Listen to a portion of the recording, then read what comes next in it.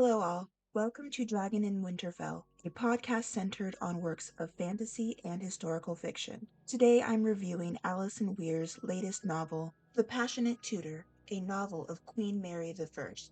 I'll start by thanking the author, the publisher Ballantine Books, and NetGalley for the digital arc I received in exchange for an honest review. So, The Passionate Tudor is the third novel in the Tudor Rose series, following The Last White Rose, a novel of Elizabeth of York, and The King's Pleasure, a novel of Henry VIII. Centering on the novelized life of Mary I, readers follow her story as she goes from the cherished princess and heiress to a disgraced bastard to one of England's most infamous monarchs. As always, Weir utilizes her extensive knowledge of English history to craft a grounded narrative while giving life and spirit to what could be dry history.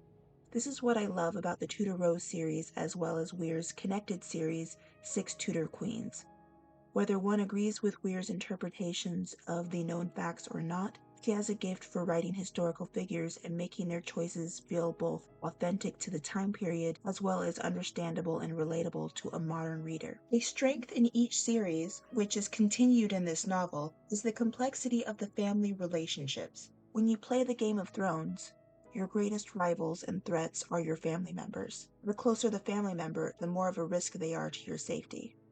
This is heavily emphasized in Mary's story, as the one who hurts her the most is her father, who parts her from her mother, strips her of her status, and threatens her with execution. That threat is renewed when her brother takes the throne. Even when Mary rises to monarch in her own right, she endures continued threats of being replaced by either her sister or her cousin, despite the dangers they represent to her. Mary loves them all because they're her family, which in turn makes her struggles all the more painful and her choices all the more complicated. One of the weaknesses within the novel was the development of some of the relationships between Mary and other female characters she would have been close to. Yes, we're told that she loved her family, Margaret Pole, Jane Seymour, and Margaret Douglas.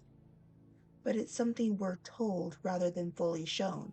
For instance, Margaret Douglas would have been one of the many people torn from Mary when her father declared her a bastard. We're told of it afterward, but it's left out completely during the time when it would have actually been happening. Her close friend and cousin was removed from her and put in the service of the stepmother Mary feared and despised. That should have been heart-wrenching.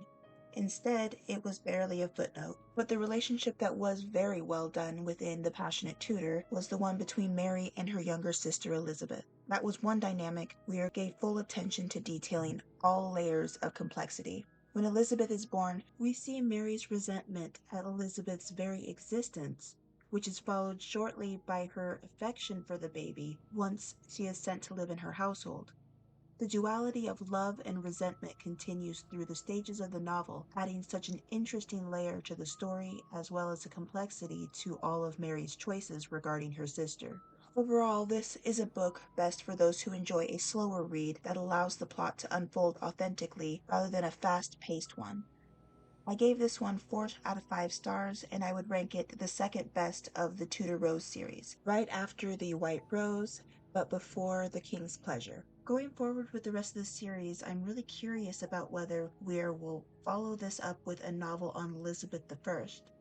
She's already written a novel covering Elizabeth's early life until she became queen.